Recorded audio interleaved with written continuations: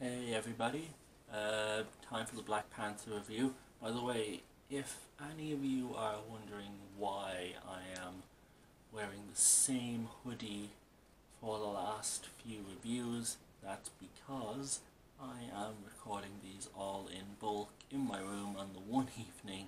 Well, not all of them, but I've done a good few, so I've done pretty much all of them since Guardians Volume 2, sitting just right now, sitting in my room here. So if that's why I wonder, so that's why I'm wearing the same hoodie, because I'm doing these all in bulk. But anyway, Black Panther, let's get on to Black Panther, which I know, again, it's all in canon, so this happened straight after Civil War, I'd say even a couple of days. It's even said on the news the events of Civil War are brought up in the first few minutes of it. But obviously Black Panther, it's hard to talk about this without mentioning, how much money this made and how much of a cultural moment this was. This film with a majority, pretty much nearly all black cast, set in an African country, about, African people and power and all that, so like, this is an important movie in terms of diversity, and it's great for that. But that's not the only reason why I like this one. I like this because this is one of the most epic MCU films out there, which is a testament to it really, because this is a standalone movie. There's no Avengers, this isn't Civil War, where you've got half the three-quarters of the MCU in the film anyway. This is just Wakanda and Black Panther, and Wakanda is so fucking cool in this movie. It's so well realized, and I love that Wakanda is its own character in this film, from the rituals that they do to the characters within it, the Dora Milaje, I think that's how you pronounce it, but Okoye, Nakia, Shuri, like all of the badass female side characters. The production design in this movie is amazing, like the ceremony challenge, dealy, like just the multiple tribes and the multiple designs and all that stuff. Like this is so realistic to African culture. So like, I can imagine why so many black people just fucking went ape shit for this film. Just so much about it feels epic. From the story, which is straight up Lion King at times, which I know some people make a joke out of that or use that as a negative. Why is being like the Lion King a negative? I fucking love the Lion King. Lion King is one of my favorite movies. So if I compare something to the Lion King, that is one of the highest forms of compliment I can give that thing, especially when it comes to movies. So yes, there's a strong Lion King vibe. Black Panther as a main character is great. Like, yes, he's not as quippy or as, joke heavy as the other characters. Like the comic relief here is Shuri, like she's amazing.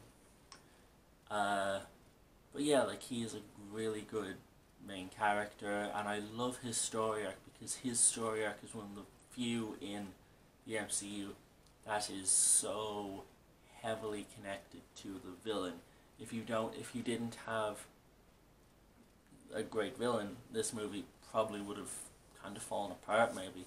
So yes, the MVP here is Killmonger, played by Michael B. Jordan. He is incredible. Like, I don't think there's any film we've seen in the MCU so far where the main villain has had such an impact on the change that we see in a main character, has had such a lasting effect, even more so than maybe Thor and Loki. Like, Killmonger and what he wants to do, I can also kind of see why, like, people think he's right, because he's doing, what ends up being done. Like, he's trying to open up Wakanda to the world, but he's doing it in an evil way. He's doing it in the wrong way. but what he's doing is, overall, it's right. He's just going about it the wrong way, and that is the perfect way for a villain to be, in my opinion. He has reasons for doing it. We see this. You know, the narrative for him is just so cool. Like, I think in the end, he kind of wins in a way, which is always cool when a villain does win, but he also loses because he doesn't survive. But his idea is sort of brought on in like the good guy way.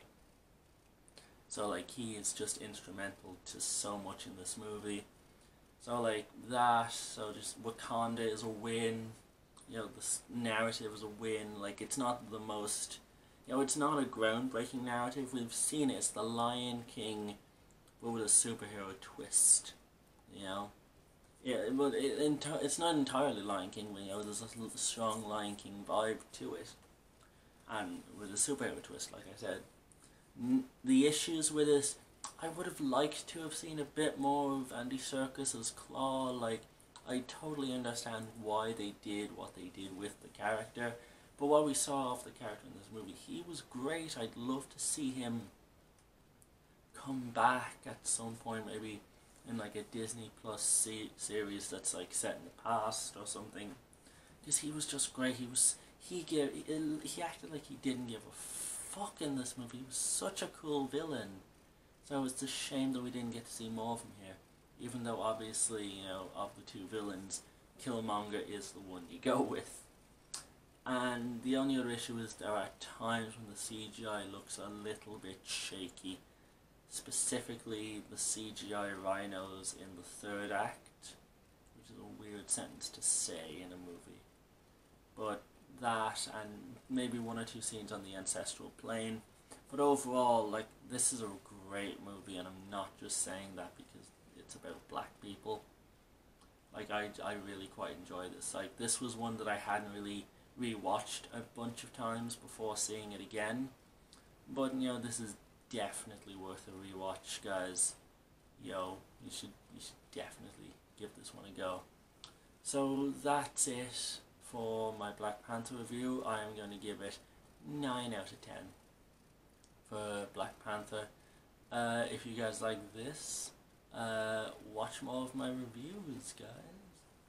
So until next time, bye.